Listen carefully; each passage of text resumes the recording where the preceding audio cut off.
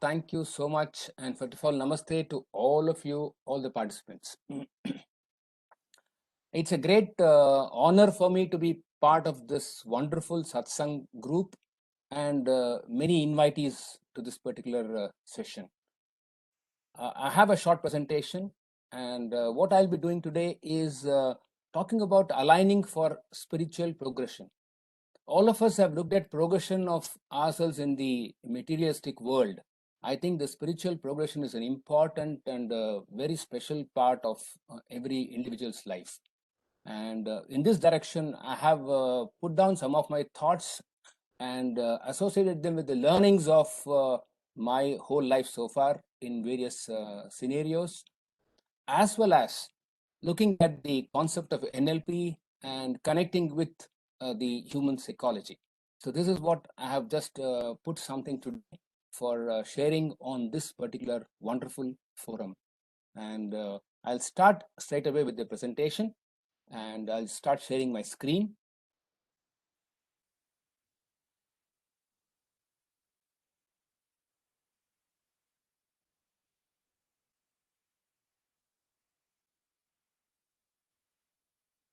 Is the screen visible? It's visible. Yeah. You can carry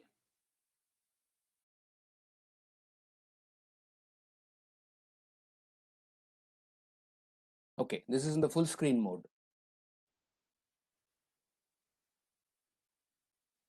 First of all, namaste to all the participants, to all the people here, and a very warm welcome. I know we are still in the month of January, and being the fourth satsang of this year, I want to wish you all once again a very, very happy new year. Before I get on to my presentation, generally the trend is giving thanks at the end of the presentation, or we have a thanks at the end of the session and all.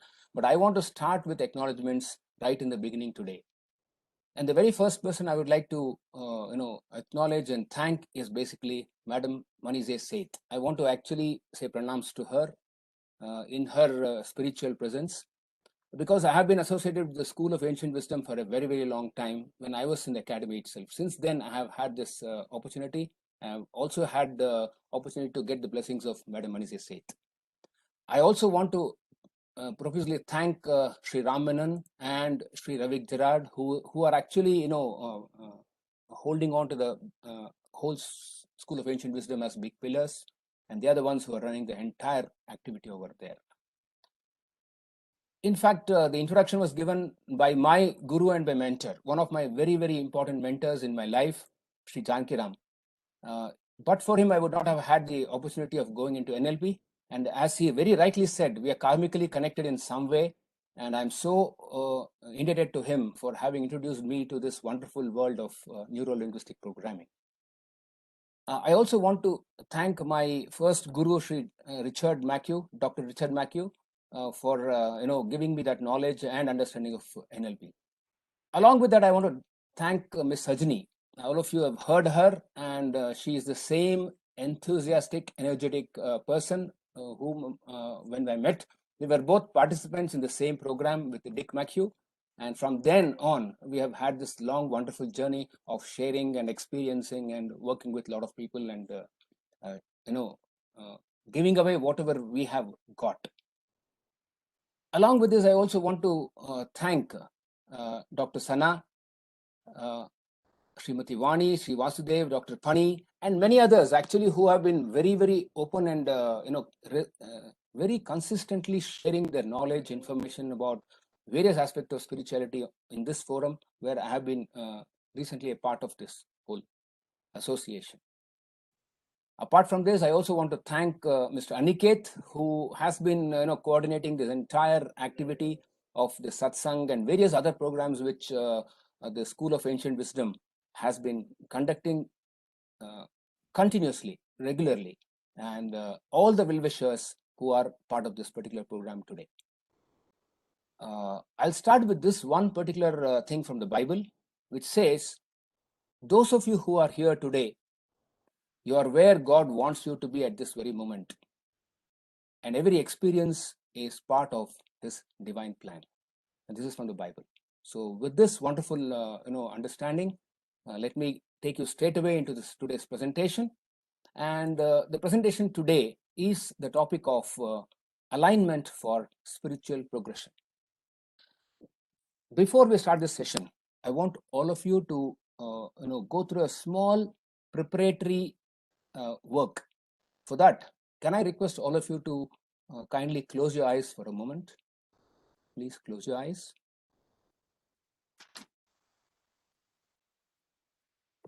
Take a nice long deep breath and slowly release your breath. Take a nice long deep breath once again. And as you release your breath, just relax.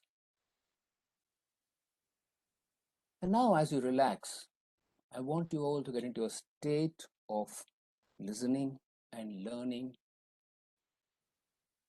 with a sense of openness. As you do that, there may be a number of thoughts which come across. And even if they come, just softly put them aside and get into the relaxed state. And as you become ready for this brief journey, slowly come back and open your eyes.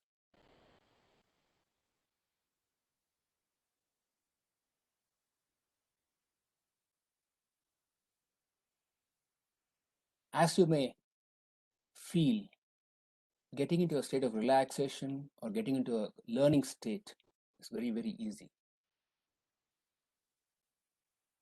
I just start by setting the direction for today's session.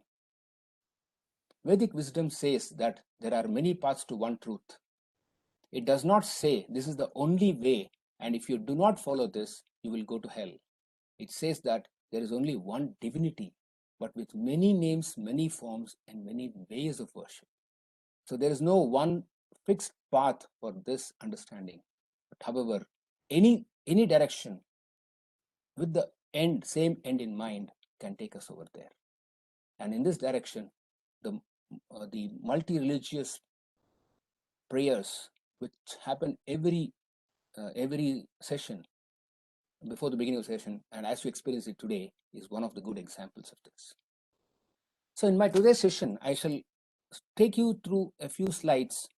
The first one will be on authentic life. What does an authentic life mean? I just give you some small understanding. Then I'll take you to the next step of logical levels, the levels which is a beautiful model of neuro-linguistic programming, which helps us to understand where we stand and where we want to move. And if we know where we are and where we want to move, how do we go there? So this is what I'll talk to you about in this second part. The third one will be the needs hierarchy.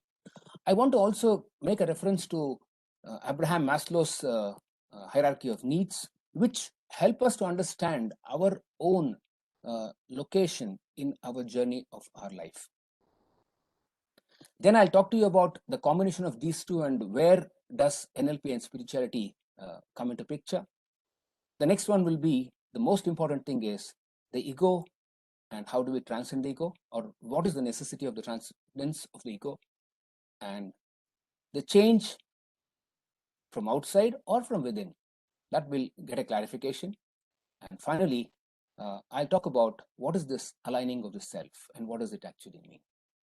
So let's get set and move on to the first one, the authentic life. In authentic life, primarily, the three components of living an authentic life.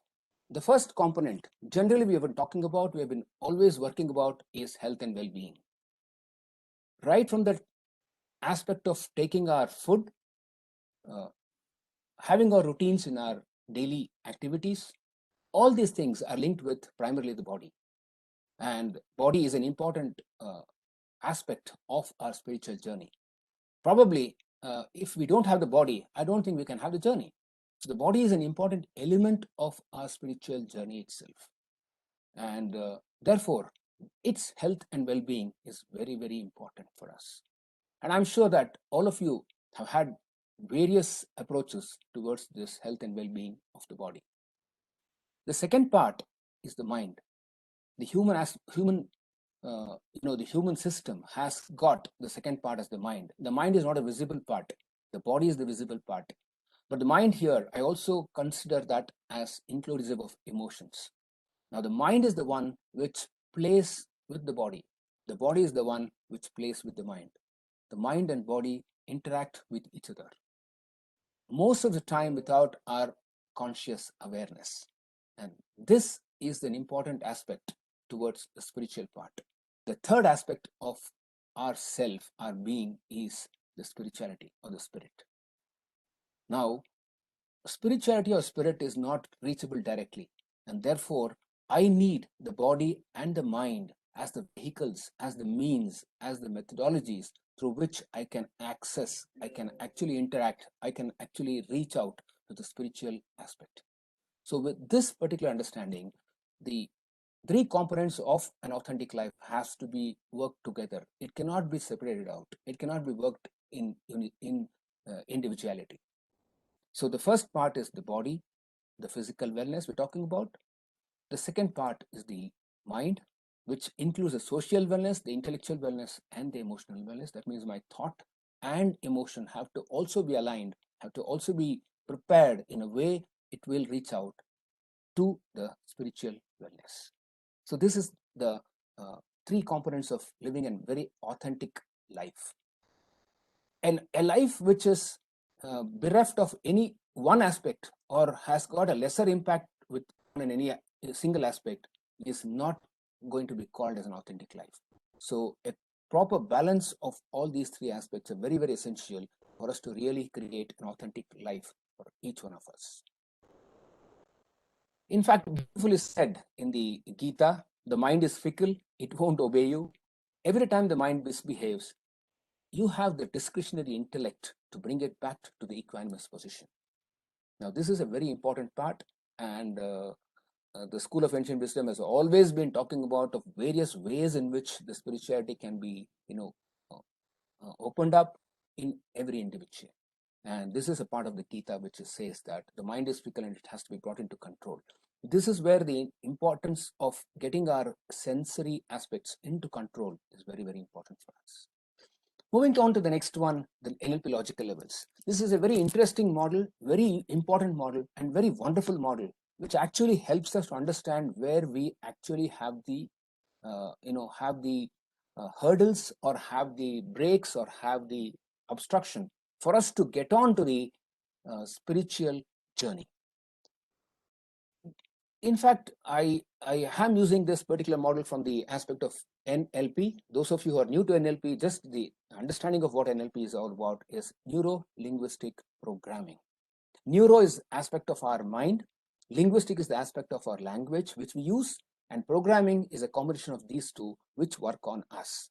The programs which are already existing in us are the ones which are actually driving us towards doing or towards thinking the way we do or the way we think. And this is what is the entire, just a quick glimpse of what NLP is all about. Now let me move to the logical levels. There are two aspects to every individual. One is the inside of himself or herself. The other one is something outside of himself or herself. Now, what is this inside and what is this outside? And where is that border, the border of the inside and the outside? The only interface between the inside and outside, or the only interconnection, only the link between the inside and the outside is our behaviors. The behavior, what I exhibit, is connected to the outside, and what happens on the outside is nothing but the environment. Environment is the one which is outside me, and the behavior is the one which is the connection between the environment and the inside. Now, what does this environment mean? The environment is nothing but the location where you are, the context in which you are, the results or the outcomes or the things which are seen or which are observed, which are identified in the outside. These observations, these things happen through your senses. Now, what are the behaviors? Behaviors are nothing but the actions or the behaviors we demonstrate, which can be visible to somebody else, which can be audible to somebody else, which can be felt by somebody else, which can be accessed by somebody else. So this is what the behavior and action mean. This is the interface between the self or the individual and the environment.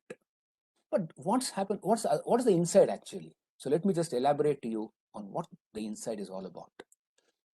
The first one is your capabilities and skills, your abilities, what you have. What abilities have you accrued over a period of time? Those which are inherent in you when you are born, and those which you have developed over your growing up to the age, to the time as of now. What have you accrued in yourself? That is the abilities. Without the abilities, your actions cannot be performed. And therefore, many times you say, oh, I wish I could have done this, but I am unable to do that. This inability is nothing but an indicative factor that the skills and capabilities have not been accrued in you, have not been developed in you, have not been practiced in you. Now, where does this skill and capability get activated or get converted into behaviors? These skills and capabilities depend on the next level, which are values and beliefs. If you value something, you will take action. If your value does not permit you to take action, even though you have the capability, you will not take action. Similar is the belief. If you believe that something is going to be helpful either to you or to somebody else, you will take action. If you think it is not going to be helpful, probably you will not take action. Now, these beliefs and values drive the skills and capabilities and trigger you to either take action or not take action. But how do you take action? Even though you have the skills and abilities, even though you have the values and beliefs which support your skills and capabilities and the action with respect to the environment, in the environment, your action will be seen, will be activated based on what is called as the next level, the identity. Identity is the one which actually creates that action. I'll just take a very simple example. Today, my identity for creating this presentation is in the form of a presenter. I am just presenting this particular thing to all of you. It has been backed up by the corresponding values, beliefs, the skills, capabilities, and the behavior is being expressed the way I'm doing it in the given context. The context is the Sathsang of 28th of January 2021. Now, this identity is a one which is actually playing on us every point of time. I'll come onto this a little more now. Identity is nothing but linked with or connected to or defined through the I am. This has been elaborated beautifully by Madam Vani and Vasudev. They both have beautifully talked about that. I was part of a wonderful session the other day. The roles we play in our routine, in our daily activities, the roles as a mother, as a father, as a son, as a daughter, as a mother-in-law, as a daughter-in-law, as a father-in-law, as an officer, as an executive, as a participant, so roles we play a variety of roles depending on the context in which we are. And those roles define the complete set of behaviors and actions which you deliver, which you perform, and which you demonstrate. It also creates a definition about yourself. After having, thinking about this particular session, I had a lot of difficulty in creating a small brief for Sajani. Sajani asked me to give a brief about me. Now, I was really, feeling very uncomfortable creating that brief after this understanding. But however, for the sake of this session, for this context, I need to create something and I have given her. So definition about self is always linked with what I'm supposed to do and who am I to deliver that particular part. So this question of who am I is answered by this identity at every point of time. Now, this identity picks up the corresponding beliefs and values which actually create the motivation or the cause for your action. And belief is something what you believe and hold as important to each one of yourselves. Now, coming to the skills and capabilities, the competence and knowledge which you have gained, the skills and abilities you have are used to create that or demonstrate that behavior.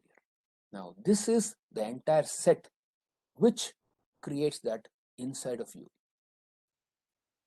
which we have been using it regularly, often to look at the external world. We have looked at the external world, the demands of the external world, the requirements of the external world, and our desires which are there internally, which we connected with the external world.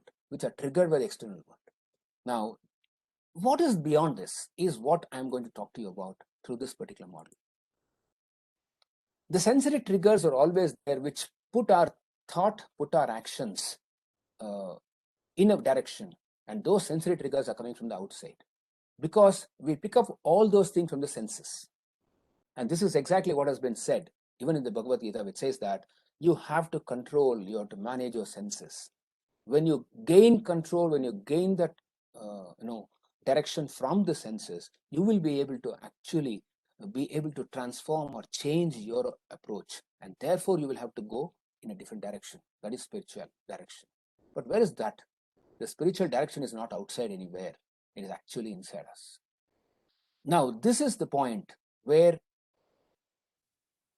the place is for the greater scheme of things. It's not just limited to I, who am I, what am I doing, or what is the role I'm playing. It's beyond that. And this is given by the level of spirituality, which is the 6th level, which gives you the bigger picture, or it talks about what else beyond me. What is that beyond me? Beyond I. And this is the level of spirituality for me. The identity is nothing but the ego. This is the ego, ego, which actually is defined, is been ingrained in us by always somebody asks you, who are you? I define myself with something and then tell them something else. You know, a very interesting thing happened. I was, Mr. Jankiram, he said that I retired 1 year back. Yes, the last January, on January 20th, 2020, 31st of January, I laid down my office. Yes, I'm supposed to. Until that time, I had my visiting card which says Executive Director of HAL, so-and-so, so-and-so. Now, on 1st of February, if somebody asks me, who are you? I don't have any card to pull out and then tell them that I'm so-and-so. Who am I? There's a big question. So, my connection with me as I am so-and-so was connected with the context of the location. Now, when I move to the other direction, that is the point where I need this detachment from the normal routine, detachment from the ego. This is exactly what is called vairagya. And this vairagya is important for us to really explore, really tread on the path of spirituality. This separation is very, very important for us. And this is the understanding which we create. So how comfortable are we to move across this identity which we have created for ourselves across so many years, over so many years? And how much connected are we to the roles we play? How much connected or how much bound are we by the definitions which we have created for ourselves? So this is the question which I wanted to just put across to all of you actually. So this model is the one which helps us to understand that I need to cross this barrier, this net or this wall of the ego which is there. This has been the one which has been a talk all along. Every spiritual discourse, every spiritual talk, every spiritual epic or book talks about this. The Upanishads talk about this. So therefore, they talk about detachment or vairagya, and this is the movement, the transformation which we have to create for ourselves. If each one of us have to take on to the spiritual path, and I'll move a little ahead now, just with this understanding where this detachment has to happen and how this detachment to happen. It is not that simple that we talk about as easily as said that just leave yourself and get out of that. Not possible. So that is where the work is important for us to do this. The rigor, the effort which we need to put is actually in releasing ourselves from all these connections. The connections below, the identity, the values and beliefs, the skills and capabilities, and the behaviors which we exhibit. So I need to move much deeper into myself to create that place in the greater scheme of things. So this is the NLP logical levels of change. The change has to happen here.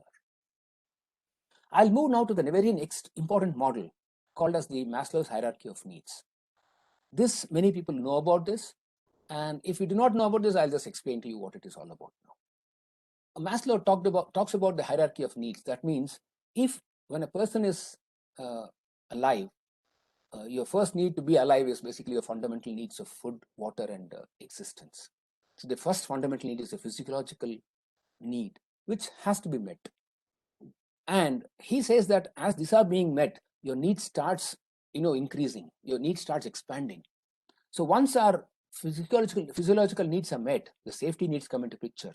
Once you have enough for your food and clothing and other things for yourself, which are good for your living, for your sustenance, you start looking at building up something for yourself. That means you want some safety. So you build up some surrounding, some safety for yourself. When the safety needs are also getting satisfied, then you want some belonging. So expand. You need a family. You need surrounding. You start connecting with people. You want associations. You want get-togethers. So therefore, this love and belonging starts getting into the picture. But now, once this is connected, then you have the next need of you want to make your position. You want to create a position of yourself. This is the self-esteem or the esteem needs actually. Now, at this point, what happens is there is a barrier. This goes to the next level. Maslow says that after this level, there's a level of self-actualization. Now, it is wonderful to understand that most people, they actually get blocked at this level. The moment we reach this level of esteem, we start creating more and more to build up and blow up like a balloon our esteem actually. Now, this is not part of your developmental needs.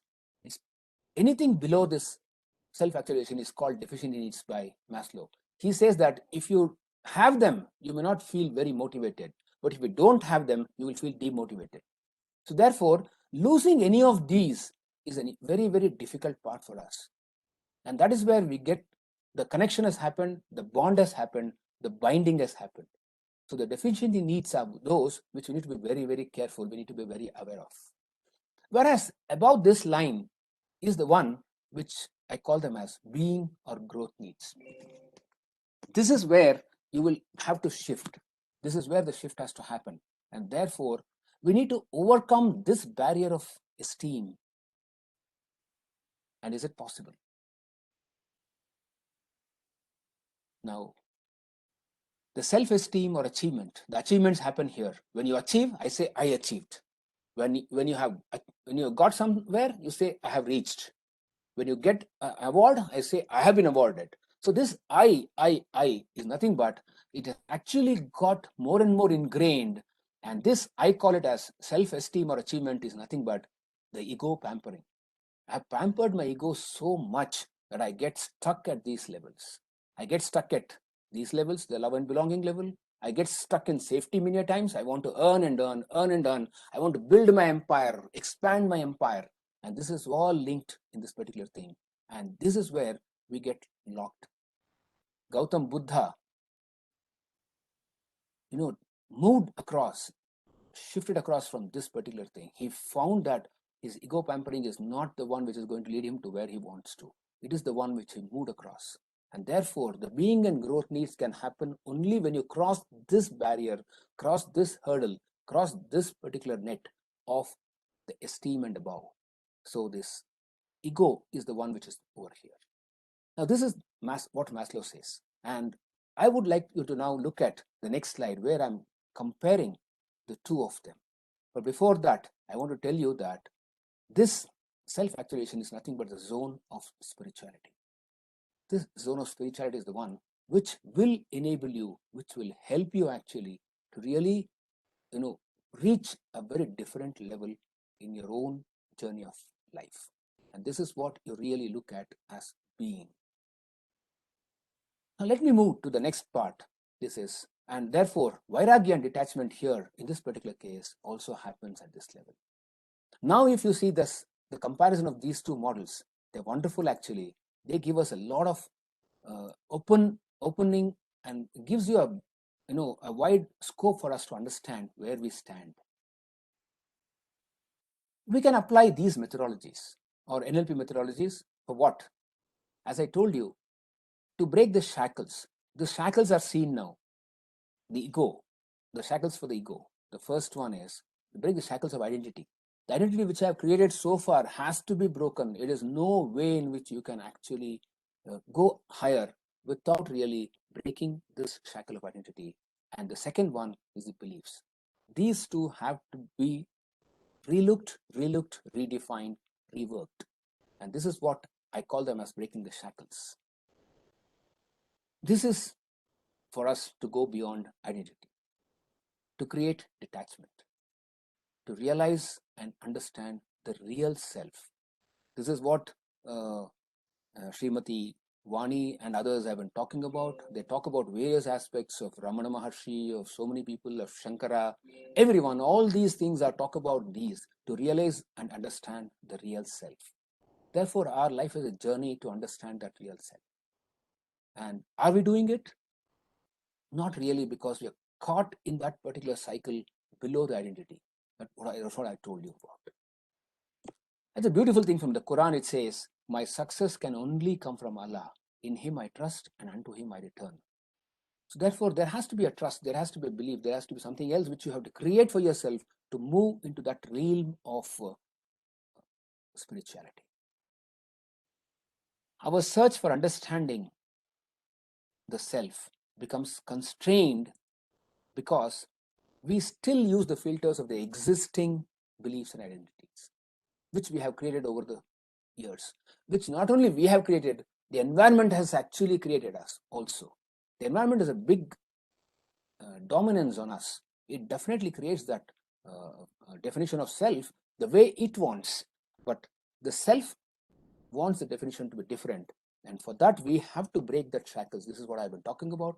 Break that barrier and then jet across or move across to that particular zone. So I'll now move to the comparison of the two of them, the transcendence of the ego. Under the transcendence, what is this transcendence of the ego? Let's have a look at it.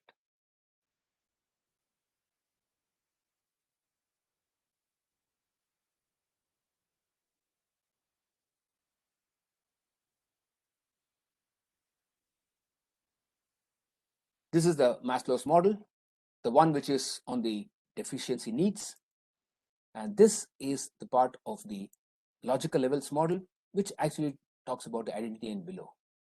Now, this is the zone of ego, which you can see on both sides. Both of these are nothing but the ego. They talk about this ego so beautifully. Now, when you want to really move to the zone of spirituality, the area of spirituality or the zone of spirituality, there is self-actualization or the spirituality, the bigger picture. What is necessary to be done is basically to transcend this ego. This is the journey of spirituality, actually. This is the path of transformation. We talk about transformation, Mr. Jankiram, and we used to talk about transformation in the academy. But this transformation is not just only to transform an organization or transform a department or transform an individual. It is transformation of the self to move out of this ego and move to the self-actualized zone or the spiritual zone. Now, it says that beautifully, Bible said, be humble and never think that you are better than anyone else, for dust you are and to dust you will return. This has been said in various Upanishads or various religious texts, and they talk about this, saying that this is the only way, this is the only understanding. You are born from dust and you will go back to dust. It's beautifully said in books and papers and in pamphlets and leaflets or anywhere, but do we really understand that? And this is what is called transcending the ego. The ego has to be transcended, and this is what I call as the transformation. I have a small understanding which I want to share with all of you. The first one, the important thing is, all of you must have heard about the the spiritual seer Kanakadasa, or we call as Bhakta Kanakadasa. I'll just share this small episode which is a part of his life. Kanakadasa was he was actually he was born in a very rich family, and he was in a very powerful family. But during his life, he was actually, his mother had taken an oath that his son would be given to Lord Vishnu or Keshava, and therefore at one point of time he is actually almost dead, and he is reborn, that means retransformed into becoming a follower of Vishnu. And he leaves everything and goes in search of God, spirituality. He meets his guru, Sri Vyasatirtha, and Kanakadasa. When he meets him, he is asked to actually say that how can a guru give this upadesha or mantra to a person who is just is a kuruba, one who is looking after sheep. He's from that particular caste or religion. Now he says a kona, that means a bison only can be given to you. So he very humbly takes that particular thing as Guru Vachana or Guru Mantra, and he starts meditating on that. And to the greatest surprise, Yamadharma's bison comes and comes in front of him and says, "Please ask what you want." So he takes that bison to the Guru, and the Guru is really perplexed. He says, "You are really, you're somebody who's evolved." And after that, he takes him as his shishya. And in one of the conventions where a lot of pandits and a lot of knowledgeable people are assembled, they have been discussing about who will attain moksha, who can attain moksha, and what can get them moksha, salvation. And to this, everybody starts looking at each other. All the great pandits who have read the Upanishads, the Vedas, who are perfected themselves in all these scriptures, everything, knowledge. And finally, the Guru Vyasatirtha, he calls upon Kanaka and says, "Can you tell who would attain moksha?" He says whether these people, pandits, can attain moksha. So Kanaka very humbly, he says that no, nobody can attain moksha. He points out to even Purandaradasa, who's present over there. He thinks, Kanakadasa thinks for a while and says, no, even he can't. The Guru again points out to himself and says, can I attain moksha? He's actually very, very confused actually, or he's very, he's very disturbed. He says, can I talk about the Guru? He says, no, please tell about me. So he says beautifully, he says, I'll say this in Kannada, he says, Nanu hodare hodenu. He says, if I goes, I may go. But everybody around do not understand that. So the Guru again explains it and says that if that I, which you are so attached to, if you are so connected to, if that I goes, you will be able to reach that sense of liberation or salvation or moksha. This is a beautiful way in which it has been expressed. And Nanu hodare hodenu. Nanu iddare iddenu. That means as long as that I stays, you will stay and continue here. This is what has been there. This is what I call them as transcending that ego. That ego means the definition of itself. And therefore, that redefinition or revisiting and re-understanding of that self is very, very important for us. So as I move ahead now, I just would like to share this wonderful divine message. I hope all of you are familiar with this particular photograph, this particular picture. This is Lord Krishna, this is the Vishwarupa Darshana, and this is Arjuna in front. The Katha Upanishad says that what is here is also there, what is there is also here. Who sees multiplicity but not the one indivisible self must wander on and on from death to death. So as long as that ego is not transcended, or ego is not moved out, we do not move out of the ego, we need to keep on taking our lives again and again and again and again. So this cycle of birth or death and death keeps happening. So this is, if you want, salvation or moksha is supposed to be defined as this, the end of that cycle actually. So this is the understanding. Now, the Upanishads really talk about saying that what you want, actually, what you really want for yourself is, from delusion lead me to truth, from darkness lead me to light, from death lead me to immortality. And this is our journey. This is our aim. This is our real aim of everybody's life. And this is what has been talked about in the Upanishads. Now I'll just talk about the change from within. Change from within actually when things change around you, things change inside you, the things change around you. This is what Gautam Buddha has said. And Gautam Buddha is, when we talk about Gautam Buddha, we always talk about enlightenment. Enlightenment happens when you shift from that barrier of ego to the spiritual level. This is our basic fundamental need. The fundamental need, the fundamental search is this primarily actually.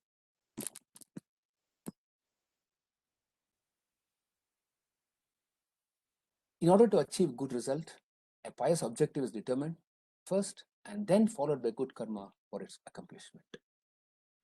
Now, your actions are also important. You cannot say that I will stop all my actions, I will stop all my things, I'll just only get into spirituality. It's not possible. As long as the body and mind is present, it has to be linked with the karma.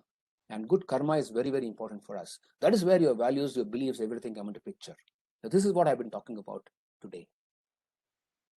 Now, just to share this particular aspect, those wise ones who see that the consciousness within them is the same consciousness within all beings attain peace, attain salvation, or attain moksha.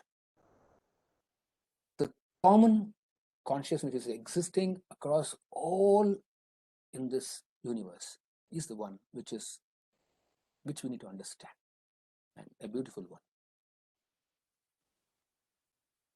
The change towards spirituality has to happen only from within.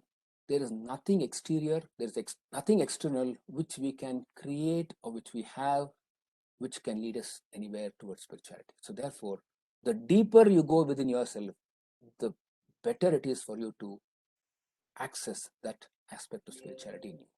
So this is what I wanted to share with all of you. The last part which I'm talking about, and the core of what I'm talking about today, is about aligning ourselves.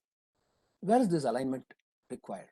I would rather use the word realigning. We've already aligned ourselves to the outside world, to the existing world, with various dimensions, with various understandings of goals, achievements, our belonging, our relationships, our connections. Everything has been there today. But all those things have been actually aligned and realigned towards the external world, towards the environment, which I call as environment, or which the model calls as environment. However, the realigning has to happen if I want to really embark upon this journey of spirituality. To ease our spiritual journey or expedition, and to know understand the real self, what is required is basically an aligned state of mind is essential. An aligned state of mind is essential. If you do not have an aligned state of mind, though you may have a desire to move, to have an understanding of spiritual progression, you will still be drawn back by this particular pull, which is already there. And this is what I think everybody says, it's Maya. The Maya or Moha of our existing thing, of our things which are connected to our senses, with the sensory pleasures, sensory aspects which are there, are the ones which are actually pulling us. And there is another deeper inner desire for us to move towards spirituality. But this pull is the one which is supposed to be managed. And an aligned state of mind is essential. To even explore spirituality, the aligned sense of mind is essential actually. You don't have to worry about even thinking about going and reaching to that level, but even to explore that, you need that. If you really look at the number of people who attend these understanding, these sessions on spiritual progression, how many read these books on spirituality, are very few people compared to the total population, the total number of people. So that means they are actually taken and overwhelmed by the Maya, which is already existing in the exterior world. So therefore, they've got aligned so much into that, it requires a transformation to realign themselves actually, to even explore, let alone understand and experience that real self. Forget about even understanding and experiencing. To even start exploration itself requires an aligned state of mind towards that. Now, I would suggest that what you need to do, or what we need to do, is basically redefine the beliefs and identities which have so far been connected with the exterior or the environment. Can I do it for the spiritual work? And this is where your journey has to begin now on a different note. What is essential is to realign and then embark upon nishkama karma, seva, bhakti, etc. These are all beautiful words which we keep listening often and which we get enchanted by that, but we don't do anything about it because we are again back to our normal routine. And these have been identified as paths to mukti. But in order to do that, we need to really realign ourselves and through our beliefs and identities, which are very, very essential. Beliefs and identities which are necessary, which are connected with the spiritual progression, are the ones which we have to create for ourselves. And if you want those beliefs and identities, scriptures like the Gita, Upanishad, Bible, Quran, etc., they provide you enough relevant and sufficient inputs for choosing beliefs and identities towards attaining spiritual alignment. If you just read them, you will not get anything. If you read them again, you may probably get something. If you read them on and on again, then you start realizing the real inner meaning about these. And if you start understanding them in that sense of transcending that ego or transcending that self, that I, which you have defined so far, that will lead you towards spiritual alignment or spiritual attainment, actually. Once beautiful statement, if God is all you have all you need, actually. This is from the Bible. Now, finally, I would like to say thanks and namaste to all of you. And let's embark upon a journey from transaction to transformation. This is my sharing with all of you. And it's been something very, very thankful to everyone. Some of these pictures are from the School of Ancient Wisdom. This is the one which is also from the School of Ancient Wisdom. I'm just having this as a background.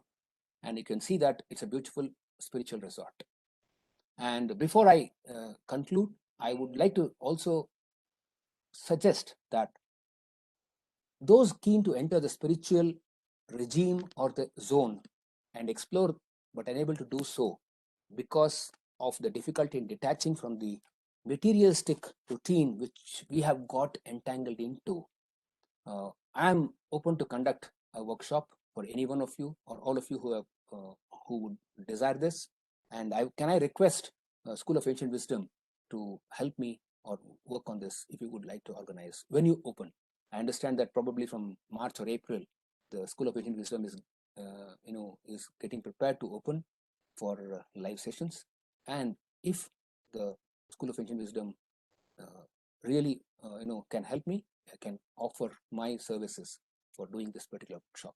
Probably a day and a half or 2-day workshop can be wonderful to help people to actually create this transcendence or transformation and start embarking onto this wonderful journey from transactional to transformation. The current world which we are involved with and we have interactions with is all transactional. I do something, I get something. I give something, I receive something. I'm always looking at what I receive because I have given. I always look at what I have done in terms of what I get back.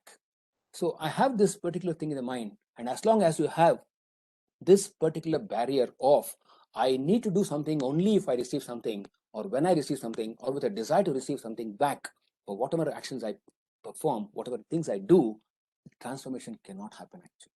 So this has to be transcended by that I, which is always desiring for some expectations. So with these remarks, I thank all of you, and it's been very nice to share all of this with you. And namaste once again. And I'm open for any questions or clarification. Thank you all once again, and namaste. Thank you so much, Prakash, for that wonderful presentation on, spiritual transformation. And I'm so glad that you have offered to come to the school and do a program sometime. I really like the way you brought about, the models, the NLP logical level model, the Maslow's hierarchy of needs, and connected it so beautifully to spirituality. It was also nice that you gave us quotations from the Bible, the Gita, the Upanishads, the Quran. So thank you so much. And now we will open it up to questions. So if anyone has any questions, kindly put them in the chat box or unmute yourself and ask Prakash those questions. Any questions? He's spoken about a number of things, you know, the logical. I want to say something, Prakash. Sir, please. Sir, you're welcome. You kept us, our senses going so much outward with your excellent visuals. Only saving grace was many of them were from the heaven on earth, school of ancient wisdom. So it was a heavenly talk in a way. My point, Thank you one so more much. addition is with respect to identity, the stages of life also contribute. But what we find instead of after retirement, Vanaprastha stage, many of them again go back to Gagasasrama stage by completely working. And what is your view on that? So it's a very, very interesting thing, actually. That's exactly the reason I use the Maslow's hierarchy model, actually.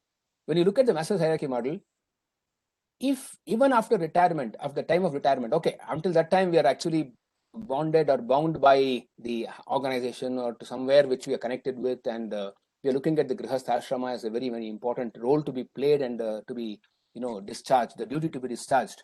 And for that, probably we connected with an organization, with some work or with some, profession. Even after that retirement, we still have that same affection, affiliation towards that particular thing, that we don't know how to leave that, actually. And I want to go back, and given a chance, at the day of retirement, somebody asked me, actually, sir, do you want to sit in this seat for another 5 minutes alone? I said, no, I have sat in this seat. The seat is for somebody else. The seat is not permanent. Now, that understanding, if you get that nothing is here, I think we have moved beyond that, whatever we have thought about, that barrier. And I think working is basically nothing but, I shared with you, sir, the last thing, transaction. Work is basically a transaction which we have created for ourselves.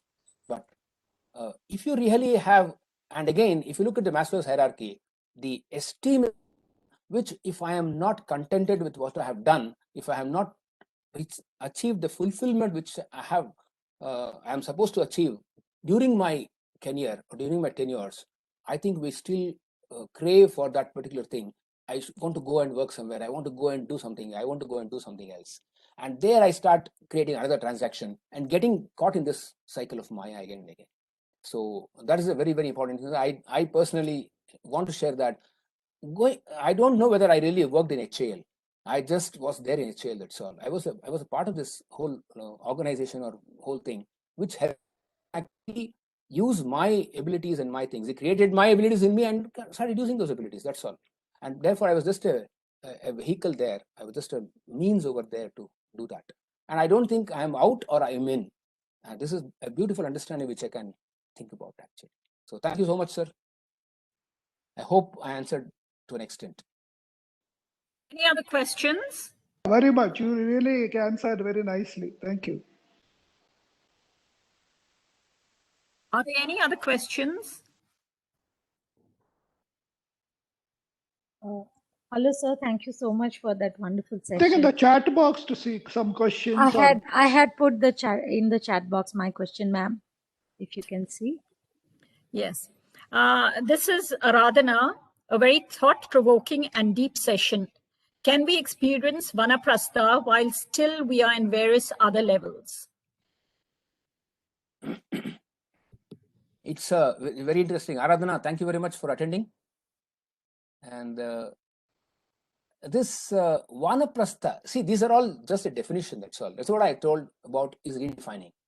Do you think you were in Vanaprastha, you were not in Vanaprastha Ashrama when you were in HAL or when you were working? If you are not able to go beyond the transaction, then you are continuing with your Grihastha Ashrama or whatever ashrama you are in, professional ashrama. The profession is the one. Even in your profession, if you think that I am doing this only because I get my salary, I am doing this only because I get this, if you are in that transaction mode, you are never. The transformational mode is the one, or the mode which is beyond that self, or beyond that I, is the one which creates that Vanaprastha Ashrama. You can be there anytime, actually. So There's no age bar or age limit for you to do that. All the people, I just gave a few names in my initial slide when I talked about Srimati Vani, Sri Vasudev, Dr. Krishna Pani. What are they doing? They are sharing all the information. There's no expectation from anything about any of these, and they're already. So if you have done it, if you're doing it, wherever you do your actions without an expectation, this is what has been talked about in the Gita also. Karmaniyavadikaraste ma paleshu gadachana. If you can do that, I think you're already in vanaprasthashrama in that, in a sense. So there's no such age when you say you are in this, you are in this, you are in this. Yes, that is given for a general understanding for a common man. If you want to really transgress that, you're much in a different light in your own life, actually. So I hope I have answered your question. Yes, sir. Thank you. Because I've been feeling the stage for some time, and I spoke to you before leaving HL. So Yes. that stage is growing every day. Is it right or wrong? I was just checking out with the path I'm taking now. Yeah. There's absolutely Thank you, nothing. sir. Whatever you do, you just use this particular frame. That's all, and you'll be through it. There's no issue about it. Absolutely, you'll be enjoying that more than what you have been enjoying. Yes. Yes. Thank you, sir. Yeah. Thank you. There are two more questions. One is age a barrier for entering spirituality? I have just two letters to say N-O, no. Good. Well, Saju, there's a small input from Mr. Krishnapani yes, KC yes, Raju. I'm about Can to I just read it. out? Yeah, Yeah, I'm do just that. going to read it. Yes. Abraham Maslow spoke of a sixth level above self-actualization. He called it intrinsic values. This is by Mr. Krishnapani. Yeah, in fact, yes, I understand that. I didn't touch upon those things actually, because even when you talk about intrinsic values, that is what I'm talking about, the beliefs and values which you have to realign or recreate for yourself to get into that alignment, to move beyond identity. And therefore, these intrinsic values are very, very important for us, which are only the individual's own thing for their own journey, actually. And that's very, very important. Thank you very much, Doctor. But on the same subject, someone has said, Mr. Janaki Ram has said, self-actualization has infinite levels since self is infinite. That is my view. This is by Mr. Janaki Ram. Sir, in fact, I gave one slide where it says the Katha Upanishad says that it's the same consciousness which is there across all beings. It's not all persons or all individuals or anything. It says all beings. The being itself is that sense, and it's universal. So there's nothing which is actually separate or independent. So this is what the understanding is all about. And thank you very much, sir. That's very right. Okay. Someone says, is it okay to contact you in the future, Prakashji? Definitely. If so, please give me contact details. This is from Ramesh. There is someone else says, sir, I have a question. Kindly ask it. NS, whoever. NS? I am Narendra. Namaste, sir. Namaste. Sir, just wonderfully explained, and there is one big query that I am having. Even though the Maslow's law you all explained, it's all good for individuals, but the how to stop this need, right from childhood, people, whether they people who have or who don't have. Now there is almost like a target, if I am having a 1 rupee, it has to be scaled to 10 rupees. If I'm having 10, it is all linked with the value, not only value, but with the materialistic values. So how to, it's not for individuals only I'm talking about. If we try to meet any third persons or as a social gathering, people who are filthy rich, still they want to go more. People who don't have anything overnight, they want to become rich or millionaires. How to bring them or try to see the pyramid to grow with the basic minimum needs, the first 5 levels. The model which I talked about, the logical levels, I talked about the inside and the outside, if you can remember that. Yeah. Right? But the thing is, a small kid wants overnight, earlier we were all happy in previous generation, a small chocolate and a small geometry box, it was stopping at that point. But in the current stage, we need our kids only laptops, high-end gadget. There is nothing wrong, but the need is not stopping to that. No, this is the cycle of Maya. Actually, this is what I said. You are caught in the cycle of Maya. You're not only caught, you're actually programming everyone around to get caught into this Maya. It's The Maya unlimited is unlimited scalability, where we are all concerned not only for our individual purpose, the next generation in every family. It's like irrespective of any religion or anything, it is a big issue for any individual. Can I say something about you personally? Please, sir. What you said now is all connected with the environment. Yeah. The question is with the environment. As long as you're connected with the environment, you're outside. The spiritual journey cannot happen. As an individual, I can understand. But when we try to map that what we are against what the outside is, we can't also simply keep quiet and say that it is Maya. Yes, that is Maya. That's what you're caught into. That's a cycle. So you're into the same cycle. Therefore, your own beliefs, your values, your identity has been created with respect to the environment. Now, what I talked about in this today's session is you will have to recreate these beliefs and values, or redefine or revisit your values, so that you insert or embed these new values and identities, so that you can move on to the other part of spirituality. Okay. Only then it can happen. That's exactly what I said. The barrier is there. That is a barrier. That's the barrier. It has to be jumped. You have to create yourself to jump that barrier. When you move to the other side, you are actually moving away from the environment, or moving from the world which you have, the sensory world which you are in, basically. So this is that thing. That is where it's very far. It's not easy to access that. That's what is difficult. Yeah. It requires a transformation. Yeah. Thank you. Thank you. Thank you, Prakash. There have been a lot of people, saying they really like the session and thanking you for it. So we really look forward to having a session at the school, maybe in a couple of months. We could have this. Definitely. I'm happy to share and come and do that. And Sajani, we have done so much together. And we've done plenty of NLP workshops together. So we will do one at the school again. So you're a contributor for my growth, actually. So thank you so much. Okay. Are there any other questions, anyone? I don't think there are any. So we will go on to the vote of thanks. I request Sharmila to kindly propose a vote of thanks. It's over to you, Sharmila. Thank you. Thank you, Mr. Prakash, for an insightful and an enriching talk on alignment for spiritual progression. You discussed the various aspects, that is authentic life, NLP logical levels of change, Maslow's hierarchy of needs, NLP and spirituality, how to transcend the ego, and the change has to be from within. And ultimately, we have to realign ourselves. I would also like to thank the participants who have taken part and have enjoyed this talk today.